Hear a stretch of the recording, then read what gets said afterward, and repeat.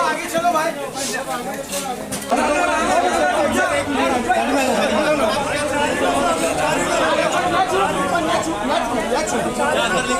सबसे पहले तो ये बता दूं कि पुलिस वाले वैसे भी मुझसे बहुत मोहब्बत करते हैं और चूंकि नियम निकला हुआ है कि आप भीड़ इकट्ठा नहीं कर सकते हैं, कोई सभा नहीं, तो ये तो एक सभा के तहत ही हो गया है। तो अब जो भी होना है, खैर मुझे पर्सनली बहुत अफसोस हुआ ये देखकर और जानकर जिस दिन ये पता चला था, क्योंकि कहीं ना कहीं फैशन स्ट्रीट के साथ हर इंसान की कुछ ना कुछ यादें जुड़ी हुई है।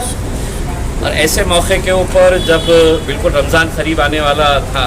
सबको पता है कि मतलब हर एक ने अपने दुकानों के अंदर माल भर के रखा हुआ है। लेकिन ये कहीं ना कहीं जब ये बात पता चली कि पहले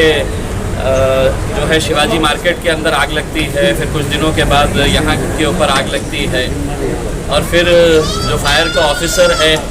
उसी सुबह उसका एक्सीडेंट होके वो भी ख़त्म हो जाता है। चूँकि डिफेंस का मामला होता है तो बहुत सारे लोग खुलकर बोलते नहीं हैं, लेकिन जैसे ही मुझे पता चला था, मैंने फ़ौरन है तो डिफेंस मिनिस्टर को ट्वीट करके ये बताया था, और वो ट्वीट आप भी देख सकते हैं। और मैंने ये भी शक जाहिर किया था कि यहाँ पे आने के बाद जब लोगों के साथ, आपके जितने भी यहाँ के पदाधिकारी हैं उनके साथ जब चर्चा हुई, तो कुछ बातें हमको भी समझ में आती है और कुछ बातें आम लोगों को भी समझ में आती हैं। उन्हें बहुत ज़्यादा समझाने की ज़रूरत नहीं रहती है कि आग लगने के बाद अगर फायर ब्रिगेड अगर जो 5 मिनट के अंदर आना चाहिए वो इतनी लेट पहुंचती है, जो मुझे बताया गया है, तो कहीं ना कहीं इसकी इंक्वायरी होनी चाहिए। मतलब ऐसा नहीं है कि कैंटोनमेंट बोर्ड के अंदर आ जाता है तो आप कुछ भी करेंगे और इसके ऊपर कोई इंक्वायरी नहीं होगी, या किसी राजनीतिक दल कहाँ जाएंगे इसके बारे में भी सोचना चाहिए। मुझे तो हैरानी इस बात की हुई है कि जब भी कभी इस तरह की बड़ी घटना होती है, तो चाहे वो राज्य सरकार हो या स्थानिक लेवल के ऊपर हो, कुछ ना कुछ एक राहत के तौर के ऊपर रिलीफ डिक्लेयर की जाती है। ये नहीं देखा जाता है कि आप की ये जो जगह है ये किसके एरिया में आती है। एक्सीडेंट अगर सड़क के ऊपर होता है तो सरकार ये नहीं देखती है कि ये पीडब्ल्यूडी के अंडर आ रहा है या सेंट्रल गवर्नमेंट के नेशनल हाईवे का ये प्रोजेक्ट है या दूसरा किसी सेंट्रल गवर्नमेंट के रोड के ऊपर ये एक्सीडेंट हुआ है। उसके ऊपर फ़ौरन है तो गवर्नमेंट कुछ ना कुछ राहत देती है। तो हम तो यही उम्मीद कर रहे थे कि ये राहत आप लोगों के तौर के ऊपर भी गवर्नमेंट अपने तौर पे ये जानते हुए ये जितनी ये दुकानें जली है, कोई बहुत बड़े बड़े सेठ लोग नहीं है, ये मेहनत करके अपनी रोज़ी रोटी कमाने वाले लोग हैं, और पूरे का पूरा परिवार जो है किस तरह से मुतासिर हुआ होगा कि हर दुकान का पूरा माल जलकर ख़त्म हो गया है, और आगे क्या होने वाला है किसी को कोई पता नहीं है। ऐसे मौके के ऊपर मेरा मकसद यही था कि मैं आके देखूं, थोड़ा सा समझ के लूं, और यहाँ पर मुझे जितनी भी जानकारी दी गई है वो जानकारी के हिसाब से यकीनन मैं अपने तौर के ऊपर मैंने खुद अपने साथ में जो लेटर्स लेकर आया है वो लेटर्स हमारे ही पदाधिकारियों को दूंगा, जिसके अंदर मैंने एक लेटर जो है वो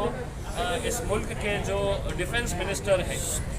वो सबसे सुप्रीम है, डिफेंस मिनिस्टर जो है, और अल्हम्दुलिल्लाह आप लोगों की दुआओं की वजह से मैं भी अब चूँकि सेंट्रल गवर्नमेंट के अंदर गया हूँ, मैं भी लोकसभा के अंदर गया हूँ, उन्हें भी मालूम है कि ये मुद्दा मैं उठा सकता हूँ वहाँ पर। तो एक पत्र मैंने डिफेंस मिनिस्टर को दिया हूँ और यही बात बताया हूँ कि ये जो दुकानें जली हुई है इसके लिए फ़ौरन इन्हें गवर्नमेंट की तरफ से कोई राहत दी जाए। मुझे किसी पत्रकार ने बताया था कि साहब कैंटोनमेंट बोर्ड के पास पैसा नहीं है। ये आपकी तकलीफ़ है, अगर आपके पास पैसा नहीं है तो ये आपका सरदर्द है, लेकिन यहाँ पर लोग जो गरीब बैठे हुए थे उनको मदद करना कानून के दायरे के अंदर नहीं तो इंसानियत के दायरे के अंदर भी सरकारों ने मदद करनी चाहिए। इसके अंदर कहीं पर कोई दो राय नहीं हो सकती है। तो मैंने वो लेटर एक डिफेंस मिनिस्टर को दे रहे, दूसरा लेटर जो है हम एक CEO पुणे कैंटोनमेंट को, कलेक्टर पुणे को, और तीसरा जो यहाँ पर ब्रिगेडियर साहब आए हुए हैं वो ब्रिगेडियर साहब को लेटर दे रहे हैं, और हम उनसे ये रिक्वेस्ट कर रहे हैं कि ये इतने सारे फैमिलीज़ इससे प्रभावित हुई है, लेकिन यहाँ पर आने के बाद और बात करने के बाद जो कुछ ऐसा लग रहा है, देखिए इतनी बड़ी मार्केट जो है कैंटोनमेंट बोर्ड के अंदर, और कोई भी कैंटोनमेंट बोर्ड का वरिष्ठ अधिकारी अभी तक यहाँ पर विजिट नहीं किया है। आप मदद करें ना करें एक अलग बात है, लेकिन आपकी प्रॉपर्टी है, अगर आप ये कहते हैं, अगर वो जली है आप ये कहते हैं, अगर आप ये दावा